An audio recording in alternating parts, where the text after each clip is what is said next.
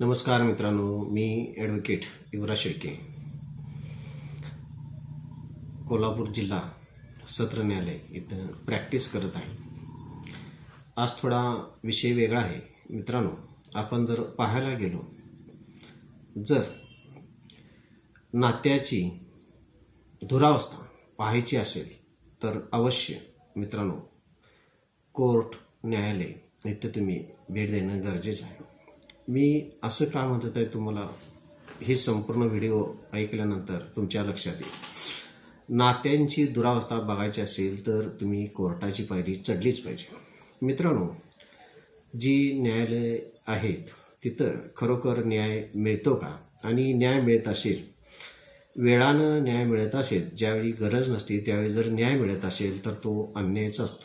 म्हणजेच याला असं म्हटलं जातं, वेळानं मिळालेला न्यायसुद्धा हा अन्यायच असतो.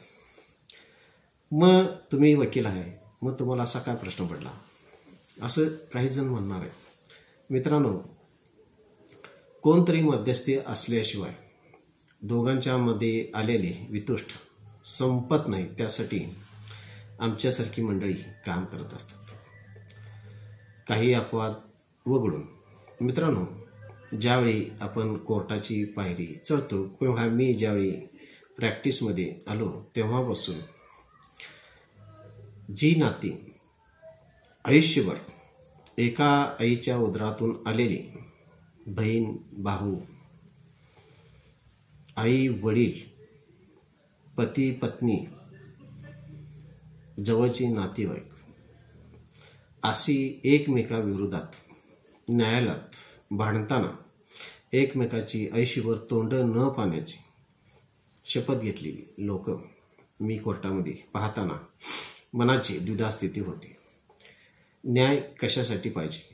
माझी आयुष्यातली सगळी नाती संबंध तुटत असतील तर मला नेमका न्याय कशासाठी पाहिजे?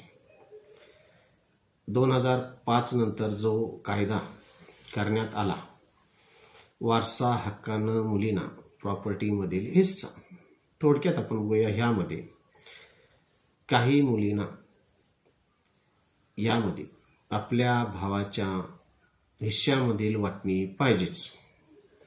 त्यासाठी भाऊ तुटला तरी चालेल, आम्ही एका वडिलाच्या पोटी जन्माला आलो ते मला माहीत नाही, पण माझा मला हिस्सा पाहिजे, अशी नातीसुद्धा मेहरबान कोर्टात चालत आहेत.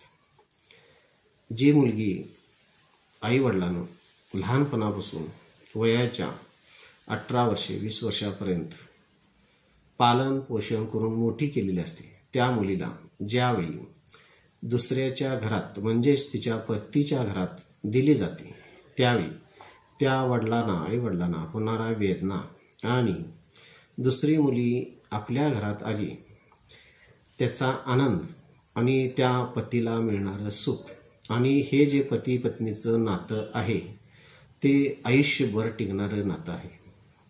ह्या नात्यामध्ये जीव एकमेकाचे विचार जर पटले तर हे नाते अनंतकाळ टिकत असते. पत्नी ही केवळ काही क्षणाची पत्नी असते, अन्यथा ती दीर्घकालाची माता असते. पत्नीला अनेक किंवा स्त्रीला अनेक दर्जा देण्यात आले आणि स्त्री ही पूजनीय स्त्री असते. मित्रांनो, ज्यावेळी पती पत्नी आनंदानं सुखानं संसार करीत असतात त्यावेळी खरोखर घरात गोकुळ नांदत असते.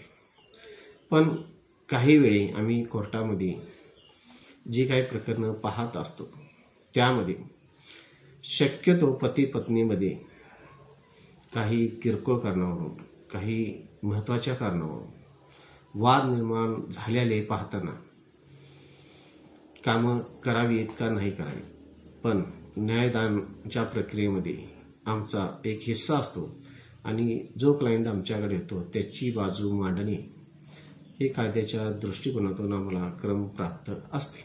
त्या दृष्टिकोनातून आम्ही काम चालवत असतो. मग प्रश्न असा पडतो, न्यायालय हे फक्त अशा नात्यासाठीच उभे आहेत का? पती पत्नीमधलं भांडण, घटस्फोट, छळाचे गुन्हे, भाऊ बहिणींचा वाद, इस्टेटसाठी लागणारी धडपड, पैसा पाहिजे त्यासाठी भावाला बहिणीला कोर्टात पडलेली, आईवडिलांचा छळ, आईवडिलांनी मुलांच्याकडे मागणारी पोटगी, लहान मुलासाठी पती पत्नी विभक्त म्हणून लहान मुलासाठी कुणाकडे म्हणून करणारे दावे, अशा ज्यावेळी काही केसेस मेहरबान कोर्टामध्ये आपण पाहतो त्यावेळी खरोखर फार मोठा प्रश्न पडतो की ही भारतीय संस्कृती आणि ही चाललेली न्यायालयाने ह्यामधली ह्या केसेस थोडाफार त्रास होत असतो. मग प्रश्न अधांतरी राहतो, नाती महत्त्वाची का, व्यवहार महत्त्वाचा का, एकमेकाला समजून महत्त्वाचं घेणं का, का आयुष्यामध्ये नात्यापेक्षा पैसा श्रेष्ठ.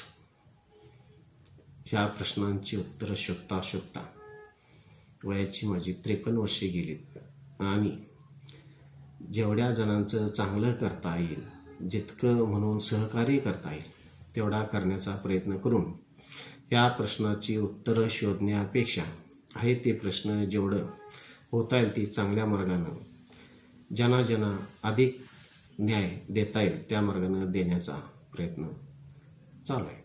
माझ्या चॅनलला सबस्क्राईब केले नसेल तर सबस्क्राईब करावे, लाईक करावे. व्हिडिओ आवडला तर कोणत्या पद्धतीची तुमची व्हिडिओ करण्याची अपेक्षा आहे हे कमेंटमध्ये सांगितलं तर थोडंसं कायदेविषयी आपल्याला सविस्तर बोलता येईल. धन्यवाद.